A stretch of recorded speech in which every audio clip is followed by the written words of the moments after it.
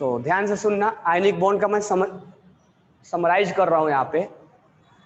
Ionic bond की summary बता रहा हूं। लॉस ऑफ इलेक्ट्रॉन, एक एटम जो है यानी जो मेटल होता है, वो मेटल अपना इलेक्ट्रॉन लूज करता है to complete their octet.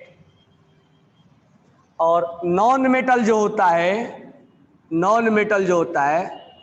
It gain the electron to complete their octet. तो व्हेन एक metal loss of electron, it become cation, and cation has positive charge. If non-metal gain the electron, it become anion. And after cation and anion attracted to each other and form electrostatic force of attraction.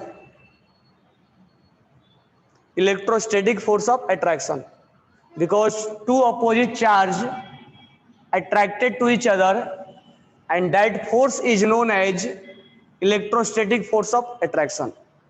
And cation and anion like Na plus and Cl minus will combine to each other, and one bond is formed between cation and anion. This one is cation and this one is anion. One bond is formed. That bond is known as ionic bond.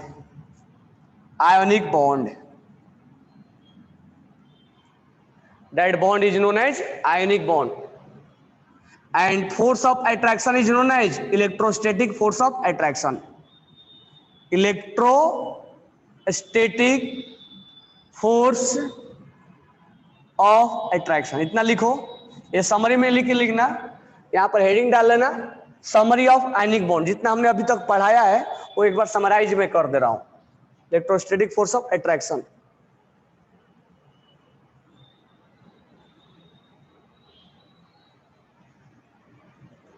Electrostatic force of attraction. तो जितना मैंने अभी तक पढ़ा है उसको summarise कर रहा हूं। तो एक आयनिक बॉन्ड बनने के लिए क्या कंडीशन है? केटाइन और एनाइन होना जरूरी है। समरी डाल के लिखो, जो लिखे भी हो समरी पॉइंट डाल के लिखो, समरी ऑफ आयनिक बॉन्ड। क्योंकि जो आज अटेंड है, शिफ्ट होके आए हो, थोड़ा सा उसको भी समझ में आए कि हम किस प्लेटफॉर्म पे टीचिंग पे कर रहे हैं, कहां तक हमने पहुंचा है। ये क्लियर हो गया होगा? हटा दो इसको।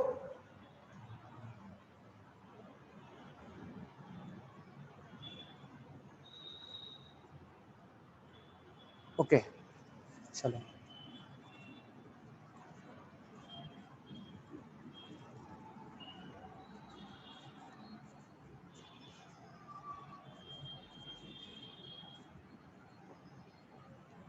सेकेंड पॉइंट, आयनिक बॉन्ड जो है किसके किसके बीच बनता है? Alkali metal plus halogen.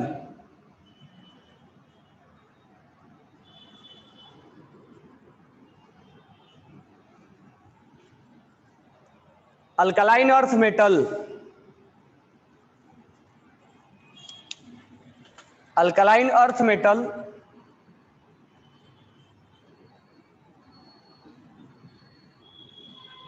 Plus halogen.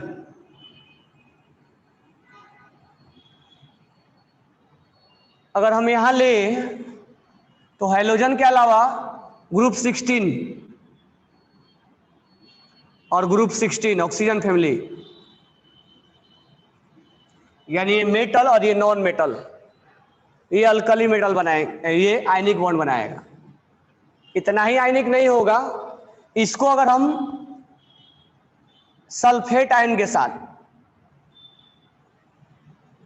Sulphate ion SO4-2, इस दोनों को अगर हम कंबाइन कर दे कार्बोनेट आयन,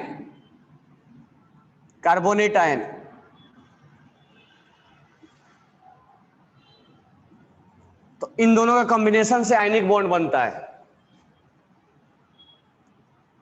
ठीक है, sulphate ion, carbonate ion, nitrate ion.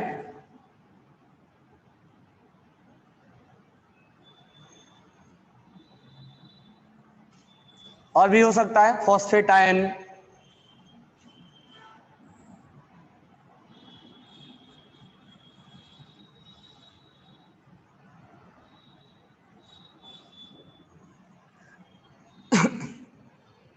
कुल मिला के जितने भी आयन्स हैं इसके साथ अगर कंबाइंड होगा तो आयनिक बॉन्ड का जनरेशन देगा। अभी हम आगे धीरे धीरे और देखते जाएंगे कि आयनिक बॉन्ड और कहाँ कहाँ होता है। तो ये एग्जाम्पल के तौर पे आपका आयनिक बॉन्ड है। एक हमने मेटल लिया और एक नॉन मेटल, या हमने केटायन लिया और एनायन लिया। अच्छा, इसमें फॉर्मूला तो बनाने हमें आएगा।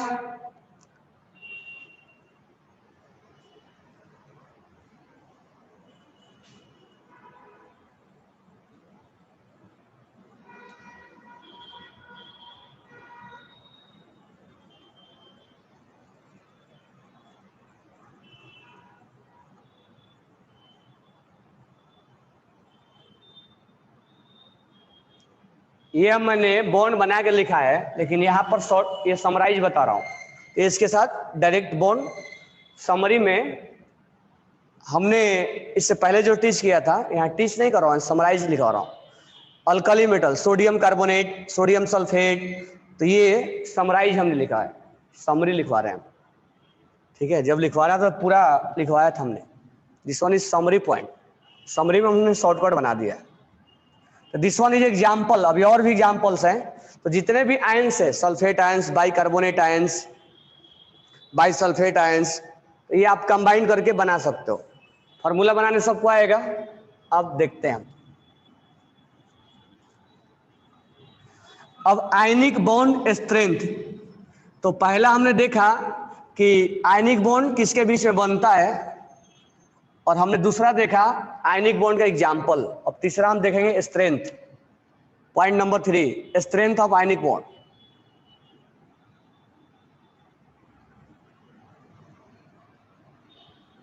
स्ट्रेंथ ऑफ आयनिक बॉन्ड, जैसे हमने लिया LiCl, NaCl, KCl, RbCl, CsCl, इतना ही लेते हैं। अब देखो, जब भी हमें निकालना होगा तो एक पॉइंट या तो केटाइन या तो एनाइन क्या होगा, कॉमन होगा। अब एक मेटल है, एक नॉन मेटल है, metal non metal, metal non metal, metal non metal, एक लूज करता है। इसने लूज किया, इसने गेन किया, लूज किया, गेन किया, lose gain, lose gain, lose gain. अब बात ऐसी है कि जिसने जल्दी लूज करेगा, जो जल्दी लूज करेगा उतना ही जल्दी उसमें स्ट्रॉन्ग बॉन्ड बनेगा। तो मुझे बताओ, लिथियम और सीजियम में कौन अपना इलेक्ट्रॉन जल्दी लूज करेगा? सीजियम करेगा। तो top to bottom ionic strength will be increase. Top to bottom ionic strength will be increase, क्योंकि सीजियम जल्दी लूज करेगा ना। जितना जल्दी लूज करेगा उतना ही आयनिक बॉन्ड स्ट्रेंथ होगा, ज्यादा होगा। यानी टॉप टू बॉटम आयोनिक, यानी यहां बॉन्ड स्ट्रॉन्ग बनेगा। Ionic bond strength will increase.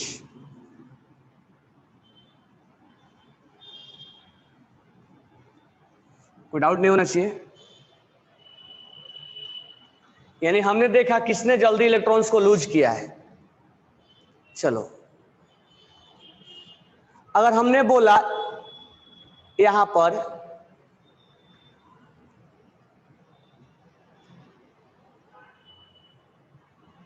Caesium fluoride, caesium chloride, caesium bromide और सीजियम आयोडाइड, इस केस में आयनिक बॉन्ड किस में ज्यादा है? अब यहां पर Cl कॉमन था और ये हम चेक कर रहे थे। अब इस केस में किसके पास आयनिक ज्यादा है? तो सबसे आयनिक। अब देखो, लॉस करने वाला सेम है, गेन कर कौन जल्दी करेगा, यानी जितना जल्दी लॉस करे उतना ही जल्दी गेन करना चाहिए। तो सबसे ज्यादा किसका होगा? अब इस केस में हमारा आंसर उल्टा हो गया, हम रटने वाला काम नहीं करेंगे, ठीक है, हम यहां से रटेंगे नहीं। देखो, अगर एनाइन कॉमन हुआ, अगर ये कॉमन हुआ तो टॉप टू बॉटम इंक्रीज होगा, अगर ये कॉमन हुआ तो टॉप टू बॉटम इंक्रीज होगा। तो यहां फ्लोरीन के केस में ज्यादा होगा, क्योंकि फ्लोरीन ज्यादा आयनिक बॉन्ड बनाएगा। तो इधर कौन ज्यादा आयनिक बॉन्ड बनाएगा? Lithium, sodium, potassium, rubidium, caesium. ज्यादा आयनिक कौन बनाएगा?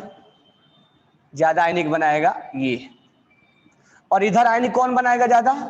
फ्लोरीन, क्लोरीन, ब्रोमीन और आयोडीन। इधर आयनिक कौन बनाएगा? ये। तो इस चीज को ध्यान रखना है। अच्छा, इनको मिला दोगे तो मोस्ट आयनिक हो जाएगा। ये लूज करने में एक्सपर्ट है और ये गेन करने में एक्सपर्ट है। तो सीजियम फ्लोराइड इज मोस्ट आयनिक, यानी हमारा कॉन्सेप्ट एक ही है कि जो जल्दी से लूज कर दे और जल्दी से क्या कर ले? गेन कर ले। फास्ट लॉस फास्ट गेन, याद रखना। जितना जल्दी लॉस कर दे और जितना जल्दी गेन कर ले, फास्ट लॉस फास्ट गेन, लिख लेना, फास्ट लॉस और फास्ट गेन। तो आयनिक प्रॉपर्टीज पढ़ने के पहले हमें कुछ चीजें बेसिक के टर्मिनोलॉजी मालूम होना चाहिए, और वो टर्मिनोलॉजी हमारा hydration energy, hydrated radius, ionic mobility, conductivity, electrolyte non electrolyte, lattice energy, Born Haber cycle, Fajans rule, polarising power and polarisability, thermal stability, solubility and melting point. यानी हम इसमें 13 पॉइंट आपको डिस्कस करेंगे, ठीक है, इसमें हम 13 पॉइंट डिस्कस करेंगे। तो हम कुल मिला के हमारा आयनिक वाला पार्ट एंड हो जाएगा। तो 13 पॉइंट में हम आपका डिस्कशन करेंगे इसमें से, तब इसमें हम साथ में जोड़ देंगे इसको कि प्रॉपर्टीज में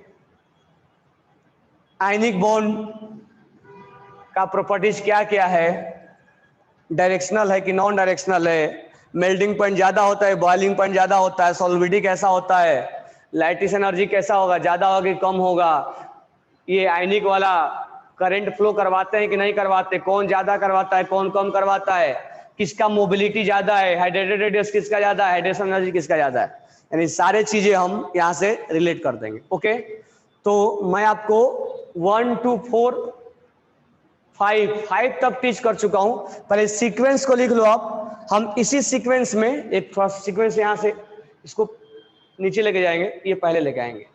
इसी सीक्वेंस में हम आपको सारे चीजें डिस्कस करेंगे, तब हमारा आयनिक प्रॉपर्टीज का एक आयनिक बॉन्ड का चैप्टर हमारा यहां से फिनिश होगा, ठीक है। तो ये राइट डाउन कर लो आप।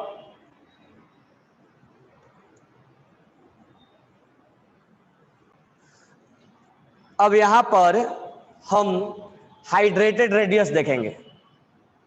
तो हाइड्रेटेड रेडियस के लिए क्या था हमारा समरी पॉइंट? केटायन जितना छोटा था उतना ही वाटर सराउंडेड ज्यादा होते थे, और जितना ज्यादा सराउंडेड होते थे उतना ही एनर्जी ज्यादा रिलीज होता था। तो हाइड्रेशन एनर्जी ज्यादा देखने के लिए केटायन हो या एनायन हो, उनका साइज क्या होना? साइज छोटा होना। साइज क्या होना? छोटा होना। जितना साइज छोटा होगा उतना ही वाटर का मेला ज्यादा लगेगा। ध्यान से सुनना, जितना साइज छोटा होगा उतना ही वाटर उसको ज्यादा घेरेगा, और ज्यादा घेरेगा तो उतना ही उसका हाइड्रेशन एनर्जी क्या होगा? ज्यादा होगा। अब है हाइड्रेटेड रेडियस। अब यहां लिथियम है और यहां सीजियम है। सीजियम बड़ा होता है, लिथियम छोटा होता है, लेकिन हाइड्रेटेड रेडियस का मतलब होता है वाटर कितने सराउंडेड है। तो जितना ज्यादा, जितना छोटा साइज होगा उसको वाटर इधर अट्रैक्ट होंगे ना, प्लस की तरफ। वाटर इधर क्या होगा, अट्रैक्ट होगा।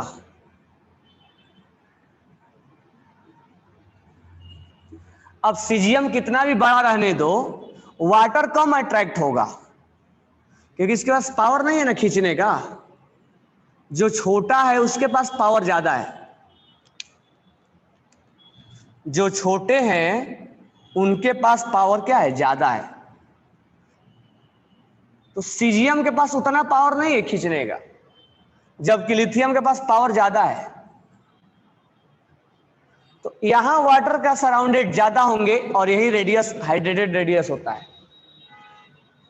यानी हम अगर समरी पॉइंट बोले कि हाइड्रेटेड रेडियस किसका ज्यादा होगा, तो जितना केटाइन छोटा होगा उतना ही हाइड्रेटेड रेडियस ज्यादा होगा।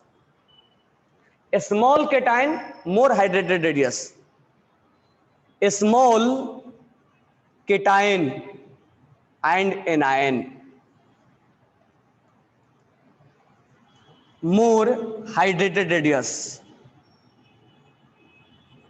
Small cation and anion, small cation and anion, more hydrated radius,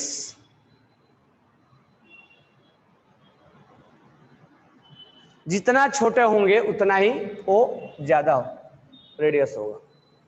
अब मोबिलिटी, मोबिलिटी का मतलब होता है भागना, मोबाइल होना। अब मान लो इसको वाटर घेर लिए हैं, तो वाटर जब घेरेगा तो भाग पाएगा नहीं। तो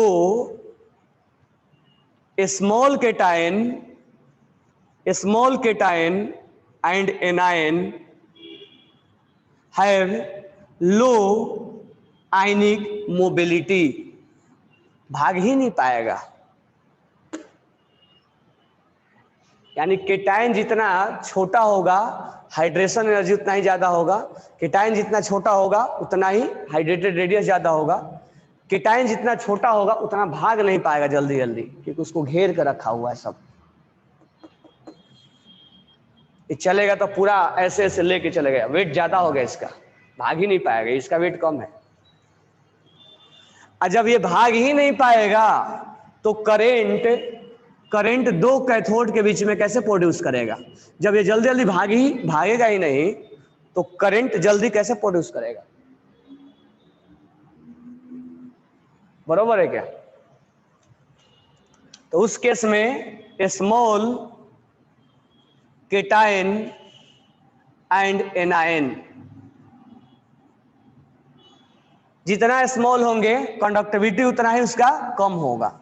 लेकिन एक यहां पर एक्सेप्शन लिख लेना, एक्सेप्शन बोलो, हाइड्रोजन, जो कि बाद में हम पढ़ेंगे। Hydrogen has exceptionally high conductivity. ये हम बाद में कभी देखेंगे, 12th क्लास में वो भी आएगा, अभी नहीं आएगा। बस लिख लेना, बाद में कभी रिवीजन करोगे तो ये चीजें जब 12th क्लास में पढ़ लोगे तो ये चीजें मिलेगा तो समझ में आएगा कि हाँ हमने वहां पर लिखा है। H+ has exceptionally high conductivity. अरे पूछा नहीं जाएगा, बट लिख लेना। अब मुझे बताओ ये चार टर्म में किसी को डाउट अभी भी, हाउ टू कंपेयर